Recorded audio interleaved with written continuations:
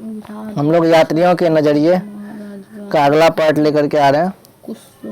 इसमें देखते हैं एक अपरिचित संसार की समझ, अल-बिरूनी और संस्कृतवादी परंपरा। ठीक है, इससे पहले थोड़ा सा देख लेते हैं।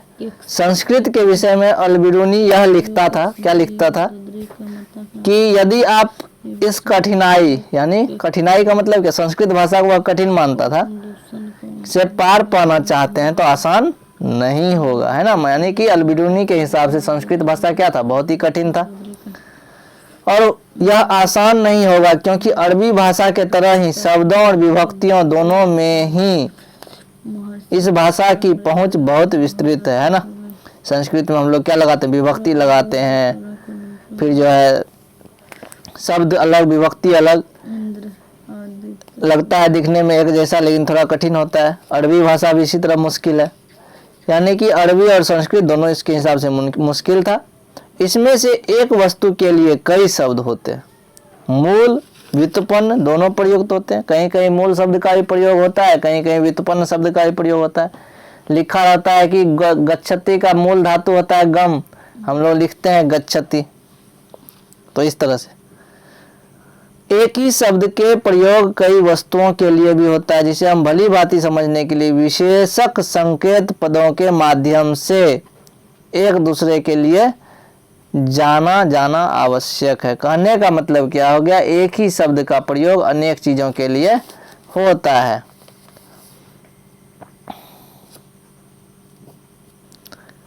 तो वही चीज हो गया, जैसे बोलेंगे यहाँ का हवा क्या है, बहुत ही गर्म है, तो एक तो गर्मी का मौसम रहेगा तो उसके लिए हो जाएगा। यदि कहीं मारपीट हो जाए, दंगा फसाद हो जाए तो उसके लिए भी वह हो जाएगा कि हवा गर्म है, माहौल खराब है, इस तरह से।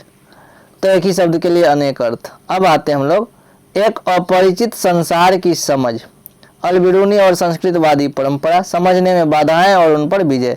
यानी इनके हिसाब से क्या था, संस्कृत को समझना थोड़ा कठिन था, लेकिन उस पर भी इन्होंने क्या किया था, विजय प्राप्त कर लिया था। जैसा कि हमने देखा कि यात्रियों ने उपमहाद्वीप में जो भी देखा, सामान्यतः उसकी तुलना उन्होंने प्रथाओं से की।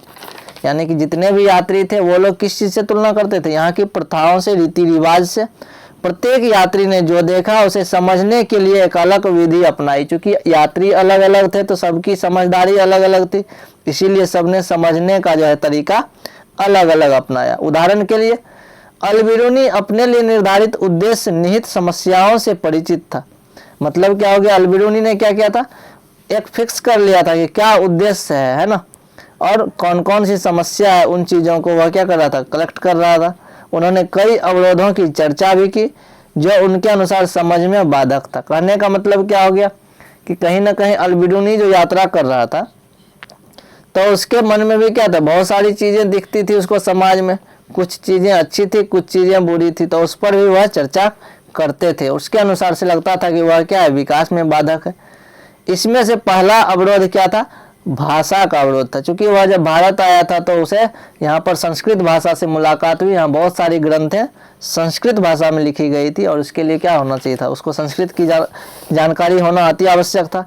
अरबी भाषा वो भी मुश्किल था, उसको भी सीखना जरूरी था। फारसी से इतनी भिन्न है, यानी संस्कृत अरबी और फारसी दोनों से बहुत अलग है, जिसमें कि क्या था, विचार और सिद्धांत को एक भाषा से दूसरे भाषा में अनुवादित करना आसान नहीं था। चूंकि जब आया था ये कौन, अल-बिरूनी, तो इन्होंने सोचा कि संस्कृत की बातों को हम अपनी भाषा में बदल लें ताकि आसान हो जाएगा। लेकिन संस्कृत पहले समझता तो उसके लिए चिन्हित दूसरा अवरोध धार्मिक अवस्था और प्रथा में भिन्नता थी।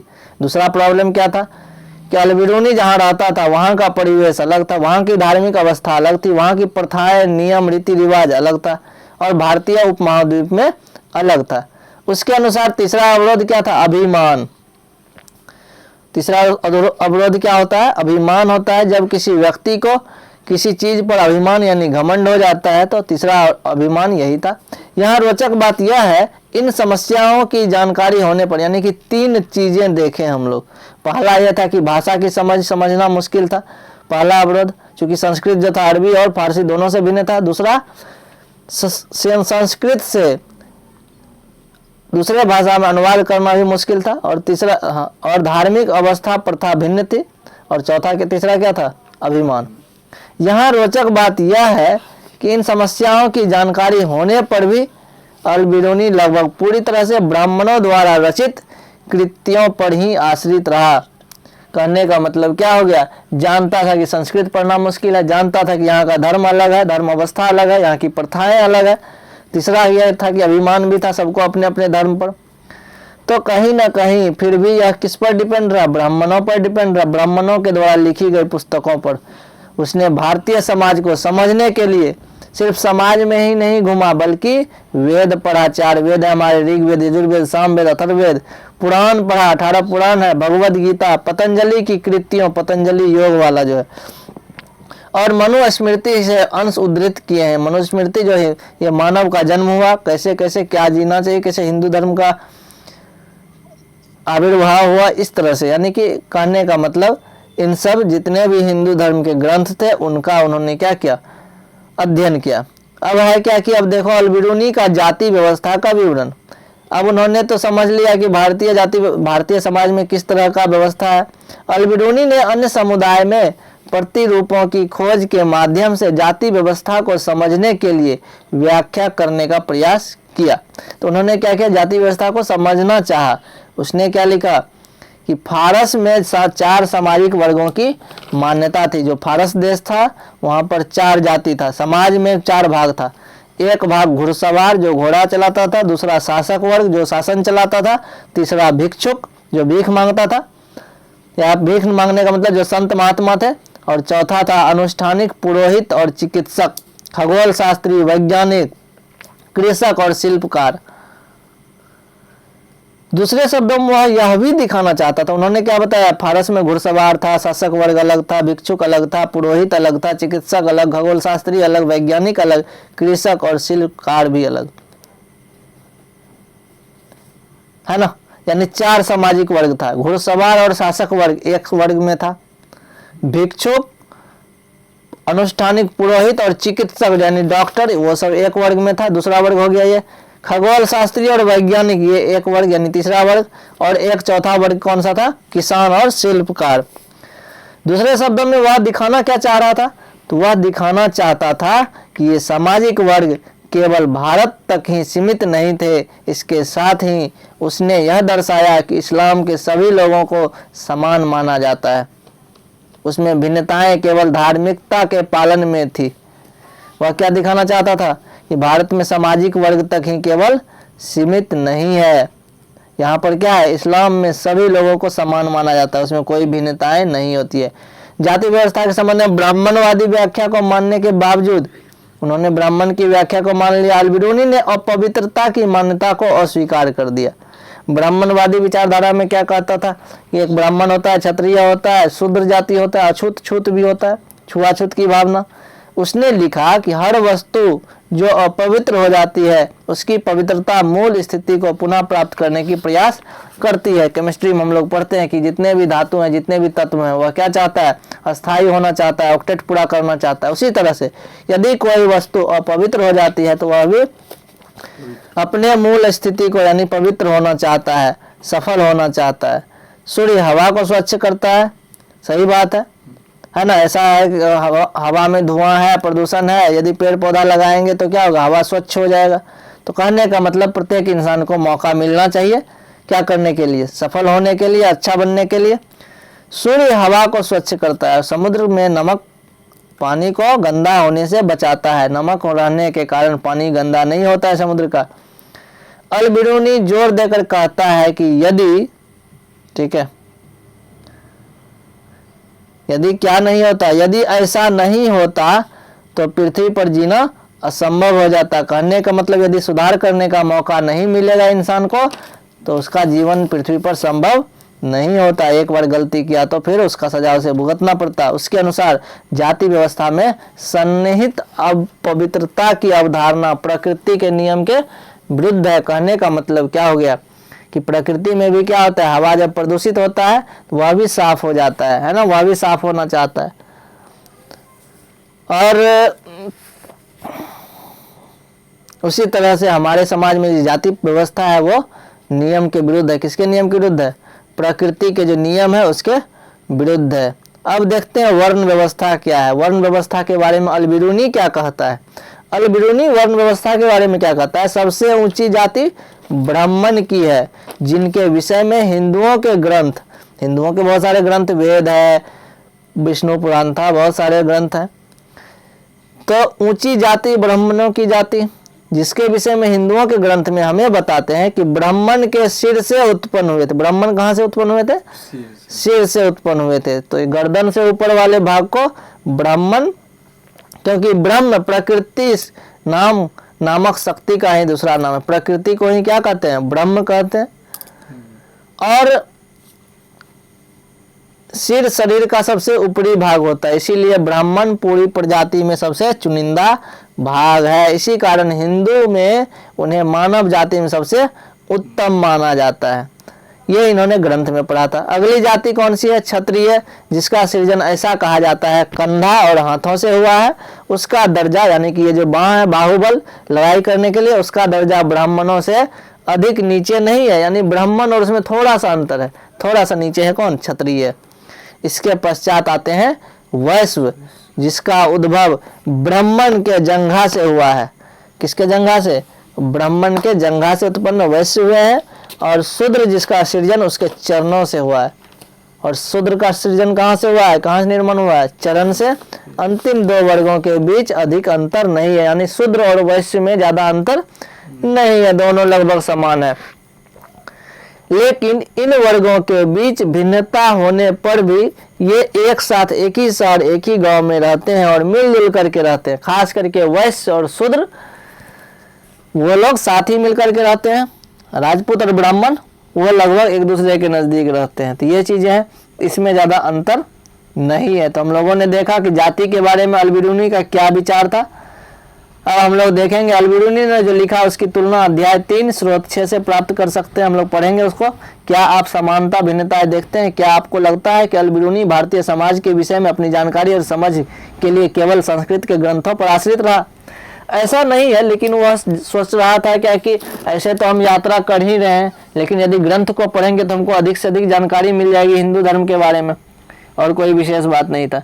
जैसा कि हमने देखा, जाति व्यवस्था के विषय में अल बिरूनी को विवरण उसके नियामक संस्कृत ग्रंथों के अध्ययन से पूरी तरह से गहनता से प्रभावित हुआ। क्या हुआ कि जाति व्यवस्था के विषय में अल बिरूनी को विवरण कहाँ से मिला? संस्कृत ग्रंथों से, है ना। उसके अध्ययन से पूरी तरह से गहनता से प्रभावित हुआ और वह जाना बहुत चीज। इन ग्रंथों में ब्राह्मणों के दृष्टिकोण से जाति व्यवस्था को संचालित करने वाले नियमों का प्रतिपादन किया गया। कहाँ से ये जाति व्यवस्था आया? कहाँ से? इन्हीं ग्रंथों के माध्यम से। ब्राह्मणों का दृष्टिकोण ऐसा कैसे हुआ? तो इन्हीं ग्रंथों के माध्यम से। लेकिन वास्तविक जीवन में यह व्यवस्था इतनी भी कड़ी नहीं थी। लेकिन ऐसा भी नहीं है कि भाई तुम जो है शूद्र हो, उसको बार बार कहा जा रहा है, या फिर तुम ब्राह्मण हो, ऐसा भी कुछ नहीं है। तो इतना भी कड़ा व्यवस्था नहीं है। उदाहरण के लिए मान के चलो, शाब्दिक रूप से अवस्था से परिणामक श्रेणियों में समानता अपेक्षा की जाती है कि वे किसान और जमींदारों के लिए सस्ता श्रम उपलब्ध करे। ठीक है, सिंपल सा बात है। अंत्यज नामक श्रेणियों में क्या किया जाता है? किसान और जमींदार के लिए सस्ता श्रम उपलब्ध करे। दूसरे शब्दों में यह कह सकते हैं, सामाजिक प्रताड़ना का शिकार होते हैं, फिर भी इसे आर्थिक तंत्र में शामिल किया जाता है ना। अब ऐसा नहीं है कि ब्राह्मण है तो उसके पास बहुत ज्यादा पैसा है, आर्थिक स्थिति मजबूत है। कुछ शूद्र में भी, वैश्य में भी बहुत पैसे वाले लोग हैं, तो इतना भी कड़ा सिस्टम नहीं है। अब यहाँ पर क्या दिया हुआ? एक अन्य क्षेत्र से आए यात्री के लिए स्थानीय क्षेत्र की भाषा का ज्ञान कितना आवश्यक है? बहुत ही ज्यादा जरूरी है, क्योंकि एक अन्य क्षेत्र से यदि कोई व्यक्ति यहाँ आता है तो उसको हम लोगों की बातों को समझने के लिए हमारी भाषा को सीखना बहुत ही ज्यादा आवश्यक है। या यदि वह हमारी भाषा को अच्छे तरीके से सीख लेगा तो क्या हो जाएगा? वह कोई भी काम आसानी से कर सकता है। एक लड़का होता है, जाता है केरल एग्जाम देने के लिए, वहाँ रिक्शा वाला भी कन्नड़ बोलता है, इंग्लिश बोलता है, तो उसको तो समझ में नहीं आता है। पहले कन्नड़ बोलता है, फिर बोलता है इंग्लिश बोलिए, तो इंग्लिश बोलता है तो फिर थोड़ा बहुत समझता है। अब हम लोग जानते हैं, वो तो ये किसके बारे में पढ़े थे अभी अल बिरूनी के बारे में। अब थोड़ा सा पढ़ते हैं। इब्न बतूता तथा अनजाने को जानने की उत्कंठा, इसमें क्या था? उन्होंने क्या किया था? अल बिरूनी एक अपरिचित संसार और संस्कृतवादी परंपरा। तो अल बिरूनी के बारे में हम लोगों ने देखा, इन्होंने क्या किया? संस्कृत के गहन अध्ययन किया संस्कृत का, ताकि वह जानकारी प्राप्त कर सके। इसका ठीक उल्टा था कौन, ये जो अगला है इब्न बतूता।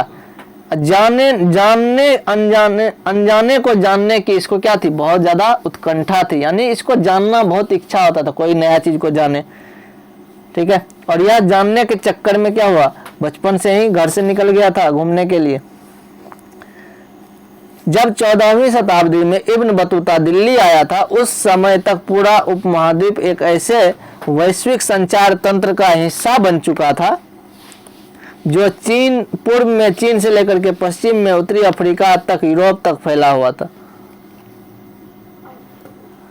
क्या चीज यूरोप तक फैला हुआ था, तो कहीं ना कहीं जो सिचुएशन था उस समय, संचार तंत्र का मतलब क्या हो गया, अफ्रीका तक इंफॉर्मेशन। 50 पैसे प्रतिदिन के शुल्क पर और अपने रजिस्टर्ड मोबाइल नंबर से मिस कॉल दीजिए। तो संचार तंत्र कहां से कहां तक फैल गया था, चीन से लेकर के अफ्रीका तक। तो ये चीज क्या हो गया, चीन से अफ्रीका तक फैला हुआ था। तो उस समय इब्न बतूता ने स्वयं इन क्षेत्रों की बड़े पैमानों पर यात्रा की। तो इब्न बतूता ने क्या किया, इन क्षेत्रों की यात्रा की। क्यों, क्योंकि वह जानता था अनजान शहर यदि तो यह चीज देखा, इब्न बतूता ने स्वयं बड़े पैमानों पर, तो इन्होंने क्या किया, पवित्र पूजा स्थल को देखा, विद्वान लोगों और शासकों के साथ समय बिताया, काजी के पद पर रहा, शहरी केंद्रों पर संस्कृतियों का उपभोग किया, अरबी, फारसी, तुर्की, अन्य भाषा बोलने वाले लोगों से मिला, सूचना का आदान प्रदान किया, बहुत कुछ सीखने को मिला। तो यहाँ तक देख लिया हम लोग। फिर इसमें अपनी धर्मनिष्ठता के लिए प्रसिद्ध लोगों की, ऐसे राजाओं जो निर्दयी दयावान दोनों हो सकते थे, सामान्य पुरुष, महिला और उसके जीवन की कहानियां सम्मिलित थी, यानी कुछ अपरिचित, कुछ विशेष रूप से रेखांकित किया, जिनसे इनको बहुत कुछ सीखने को मिला। ठीक है, ये तो समझ गया अब कि इसको क्या था, अपरिचित चीजों से मिलना, भेंट मुलाकात करना और कुछ नया सीखना, इसका लक्षण था। वो संस्कृत सीखा था क्योंकि उसको जो है हिंदू धर्म के बारे में जानना था। अब कुछ नया चीज है आगे, इससे पहले देख लेते हैं इधर क्या दिया हुआ है। मानव सिर जैसे गिरीदार फल, है ना, ये कभी नारियल देखा ही नहीं था, ये तो सोचता था मानव का खोपड़ी है नारियल।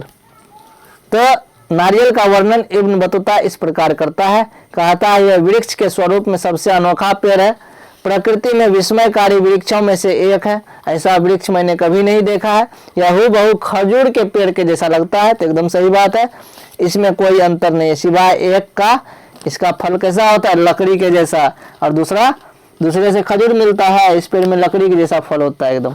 नारियल के वृक्ष का फल मानव के सिर से मेल खाता है, यानी जितना बड़ा मानव का खोपड़ी होता है उतना ही बड़ा क्या होता है, नारियल का फल होता है। मानो 2 आंखें और मुख भी होता है नारियल में जो 2 आंखें होता है ना पानी निकालने के लिए, तो वही बोल रहा है, उसमें 2 आंखें और एक मुख भी है। अंदर का भाग हरा होने के कारण मस्तिष्क के जैसा दिखता है, इसमें जुड़ा हुआ रेशा बालों के तरह हो गया, उसके ऊपर से जो रेशा होता है वे इससे रस्सी बनाते हैं। क्या बनाते हैं, रस्सी बनाते हैं नारियल का। लोहे की कीलों का प्रयोग करने के बजाय इससे जहाज को सिलते हैं। क्या चीज करते हैं हम लोग, लोहे के कीलों के प्रयोग करने के बजाय इससे जहाज को सिलते हैं।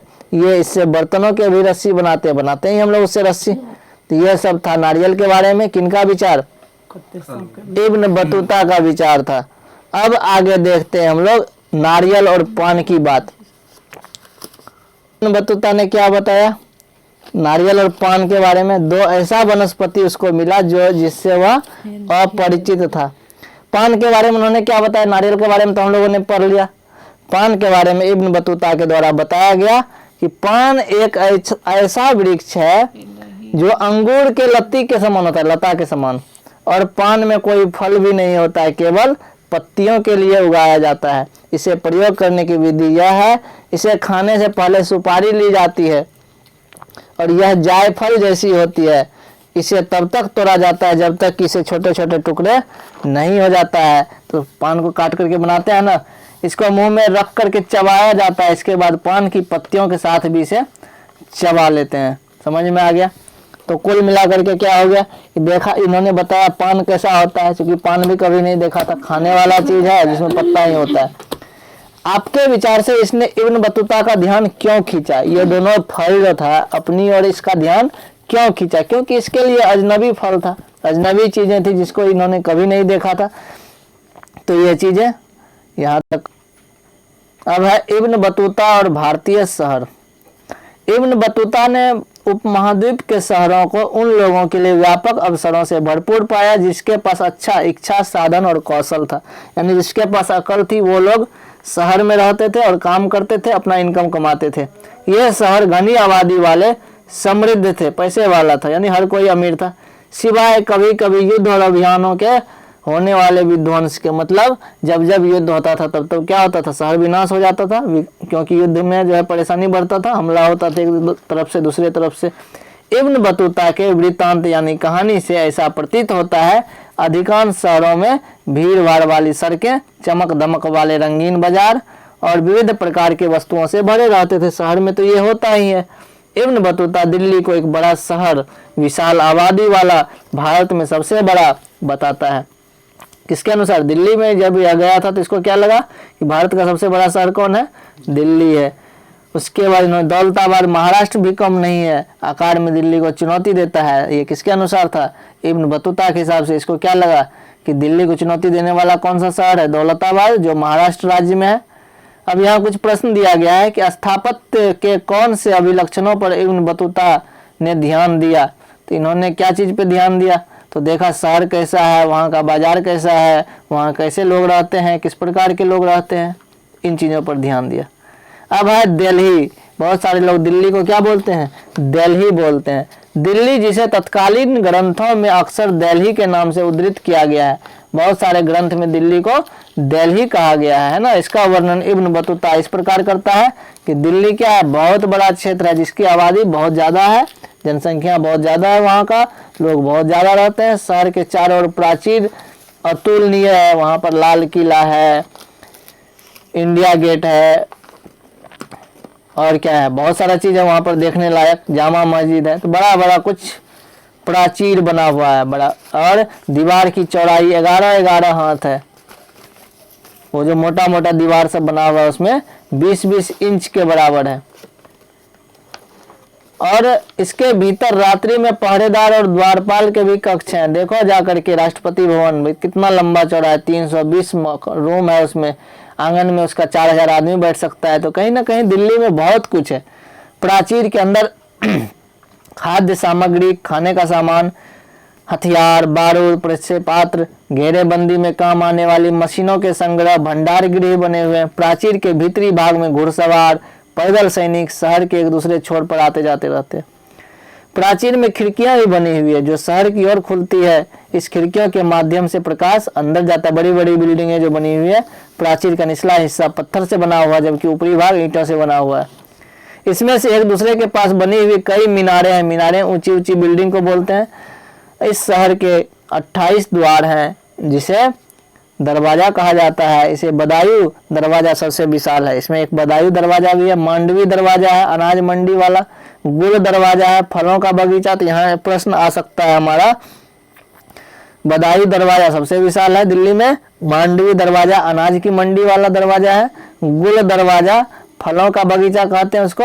इस प्रकार जो है दिल्ली शहर में एक बेहतरीन कब्रगाह भी है जहाँ पर लोगों को कब्र में रखा जाता है, जिससे बनी कब्रों के ऊपर गुंबद यानी गोल जैसा एक स्ट्रक्चर बनाया जाता है, डिजाइन।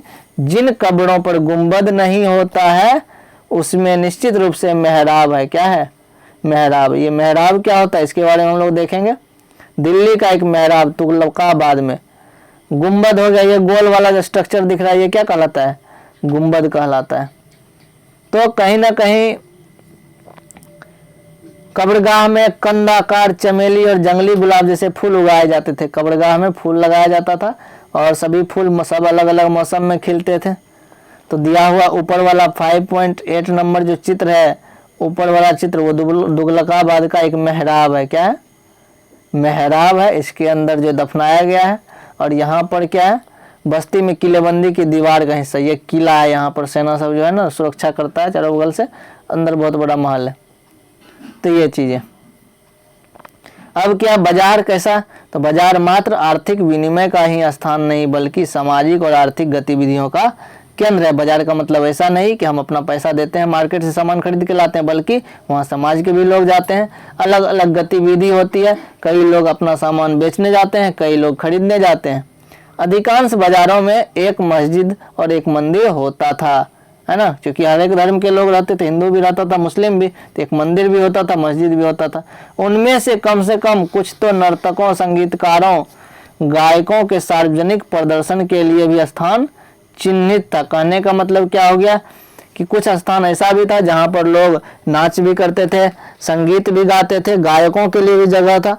तो ये चीज, हालांकि इब्न बतूता को शहर की समृद्धि का वर्णन करने में अधिक रुचि नहीं थी, चूंकि इब्न बतूता किस चीज के बारे में जानना चाहते थे, जो नया चीज हो, जो उसके लिए कुछ जानने योग्य हो, उस चीजों में वे रुचि रखते थे।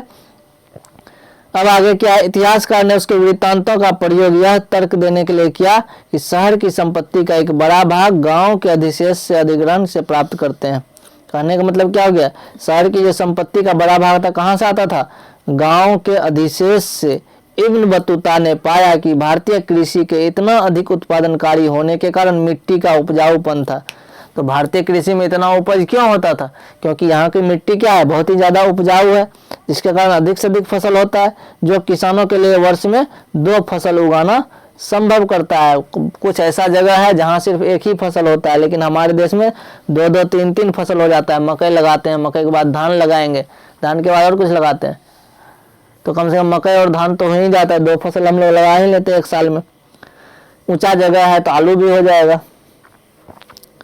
इसने यह भी ध्यान दिया कि उप महाद्वीप व्यापार तथा वाणिज्य में अंतर एशियाई तंत्रों से भली भांति जुड़ा हुआ था। भारतीय माल मध्य एशिया में जाता था, दोनों की मांग बहुत थी, जिससे शिल्पकार और व्यापारियों को भारी मुनाफा होता था। चूंकि मार्केट बाजार बहुत बड़ा था तो लोगों को फायदा भी होता था।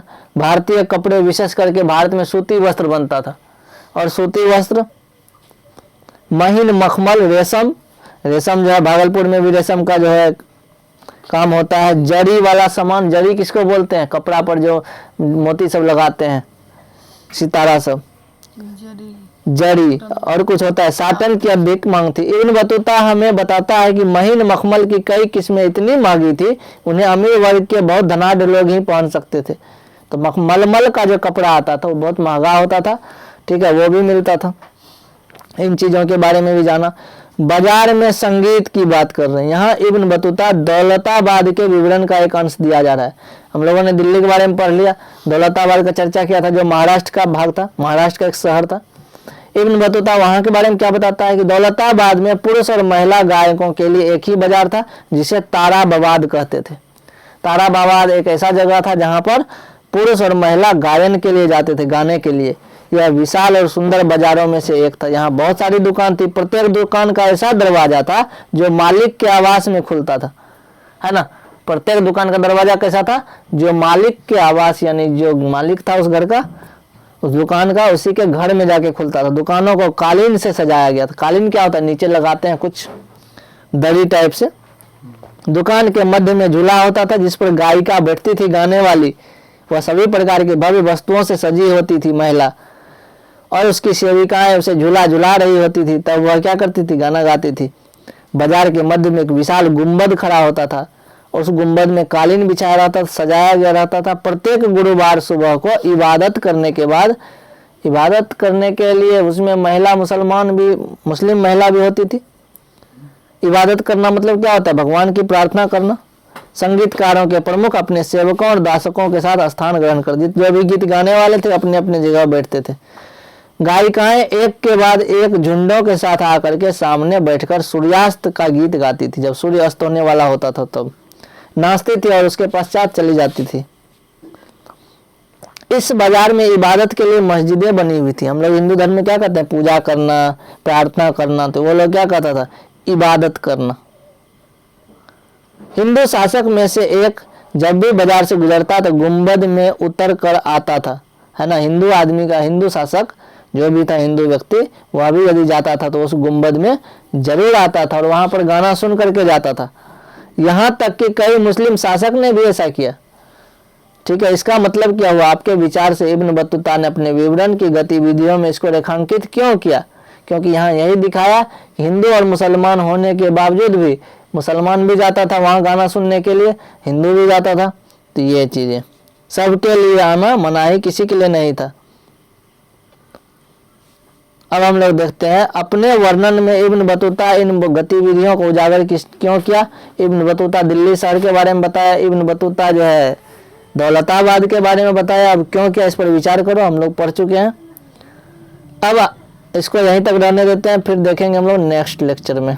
ठीक है, लास्ट होगा इसके बाद हमारे ख्याल से।